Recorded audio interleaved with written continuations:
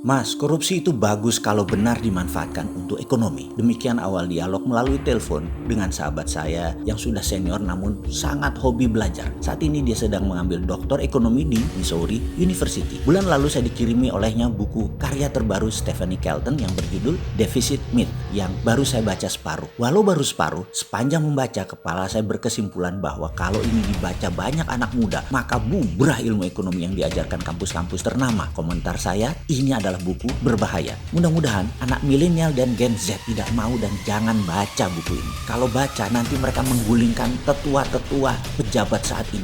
Pokoknya jangan baca. Biarlah anak muda ini tetap main TikTok, e-games dan sosmedan saja. Jangan jadi pinter. Kalau anak milenial baca buku ini, lalu nanti ketika menjadi pengelola negara di tahun 2024 dipakai, bisa-bisa jadi negara superpower Indonesia di tahun 2045. Di mana hal ini mempermalukan generasi tetua sekarang yang menjabat, yang sudah diingatkan, disarankan untuk ubah segalanya sekarang agar tahun 2030 jadi nomor 1 Indonesianya. Tapi tetap ngotot pakai cara lama yang belum terbukti dan jalan dengan baik. Tapi saya yakin anak muda milenial gak akan baca buku-buku beginian. Saya juga yakin anak muda di bawah 40 tahun gak akan punya biji untuk masuk ke dalam pemerintahan karena gak berani melawan yang tua-tua. Walaupun milenial tahu semua bahwa old system doesn't work, saya yakin gak akan berani anak-anak mudanya. Kalaupun berani, strateginya mereka nggak punya. Orang nggak pernah belajar bela negara. Memang secara sistemik anak muda ini memilih menerima dirinya dibodohkan agar memilih diam dan menjadi mati angin seperti saat ini. Anak muda dibuat inferior sejak 20 tahun yang lalu by sistem. Saya yakin nggak punya cukup modal anak muda sekarang untuk menjadi pemimpin bangsa. Kalaupun punya, pasti nggak bisa merapatkan barisan. Kalaupun punya, pasti nggak bisa membangun organisasi yang solid, masif, militan. Pasti. Buktinya sekarang hanya bisa berkoar-koar di sosmed, sporadis, tidak bersatu, tidak satu suara, juga nggak membangun struktur, nggak membangun karya produktif, nggak membangun peacock effect. Jangan tanya lagi peacock effect itu apa, baca tuh Wikipedia. Boro-boro di tahun 2024. Sekarang saja di tahun 2020, anak usia di bawah 40 tahun yang merupakan 60% populasi pengen menguasai ekonomi aja belum tentu berani. Paling pol jualan-jualan barang-barang Tiongkok di digital platform, dijual barang-barang asing sesama anak bangsa di marketplace yang juga punya saham terbesarnya adalah asing dan asing lagi tuh marketplace. Mana berani atau mana mau jualan barang karya anak bangsa. Luar negeri gitu, pasang produk anak bangsa di Alibaba, pasang produk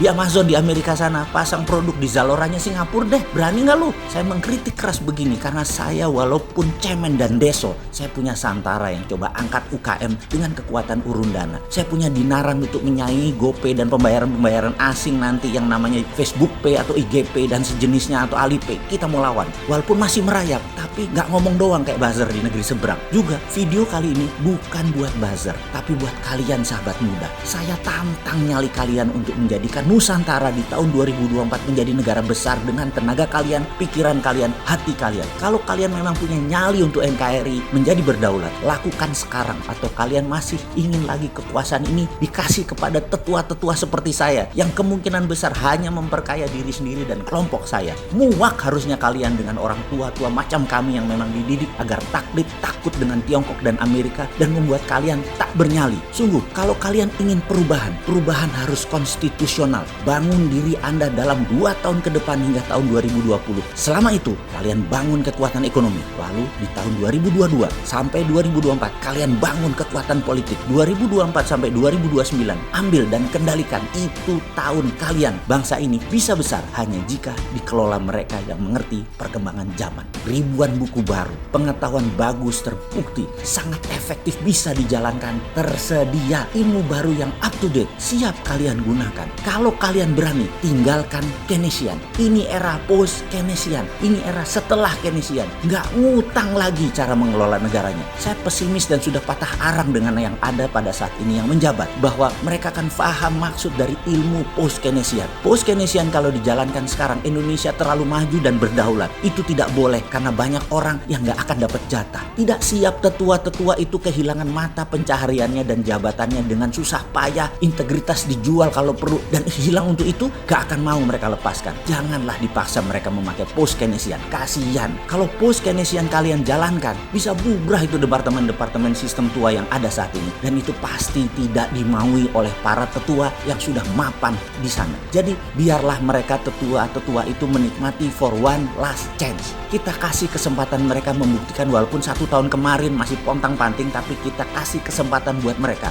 Maunya mereka. Monggo buktikan diri Anda, wahai para tetua. Mau berapa lama? 1 tahun? 2 tahun? Atau sampai 4 tahun lagi? Monggo. Tapi kalian anak muda, kalian harus melihat ke depan. Bangun ekonomi kalian secepat-cepatnya bersama-sama. Buatlah rencana besar. Lakukan baby step-nya segera sekarang. Kembali ke pernyataan kurang ajar sahabat saya di awal. Kok bisa korupsi nggak masalah? Gila kamu. Demikian saya nyolot. Dia mengatakan, benar, secara moralitas dan spiritualitas mungkin korupsi itu pendosa dan pasti dosa. Dan itu salah. Namun sisi ekonomi kan melihatnya adalah kemanfaatan ekonomi untuk banyak orang. Demikian dia mengawali argumennya yang dilanjutkan. Kalau korupsi dipakai untuk foya-foya, belanja hal produktif, itu bisa berefek bagus untuk ekonomi. Maksudmu? Saya masih nyolot. Dia pun melanjutkan menjawab. Sayangnya orang korupsi itu takut belanja-belanja harta korupnya, tapi memilih disimpan. Paling top 20%-nya dibelanjakan barang konsumtif itu lagi. Sisanya dia simpen karena takut ketahuan atau ditaruh di luar negeri. Ketika mereka ke luar negeri,